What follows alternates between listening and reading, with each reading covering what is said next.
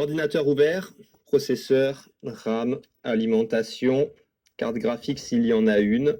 Ici, on va donc tester le bloc d'alimentation. Si quand on appuie sur le bouton, la machine ne s'allume pas, c'est qu'on a peut-être un problème avec la principale source d'alimentation, qui est le bloc d'alimentation. Donc, première chose à faire, on va le déconnecter ici de l'ordinateur.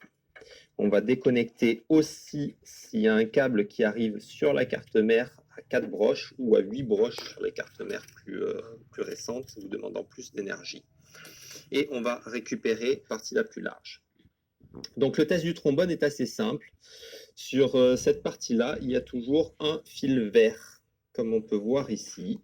Et il est souvent à côté d'un fil noir. Des deux côtés, peu importe, c'est de la masse. Donc notre objectif, ça va être avec le trombone, pour faire le test et savoir si l'alimentation s'allume, c'est de relier le fil vert à un fil noir. Donc pensez toujours à déconnecter le courant, bien entendu, quand vous faites toutes ces manipulations-là. On va les relier. Et grâce à ce test, on va alimenter le bloc d'alim. Et si il démarre, c'est que l'alimentation est capable de démarrer. Donc si quand elle était branchée, elle ne démarrait pas, et que vous la débranchez et que vous utilisez la technique du trombone, elle démarre, à ce moment-là, on peut estimer que le bloc d'alimentation n'est pas en cause.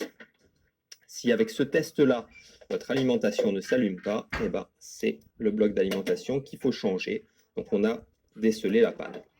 Donc par contre, moi, en tant que dépanneur en informatique, je viens toujours pour ce genre de panne-là chez mes clients avec un bloc d'alim et éventuellement une carte graphique. Donc ici, on va passer au test de la carte mère au démarrage sans le bouton d'alimentation.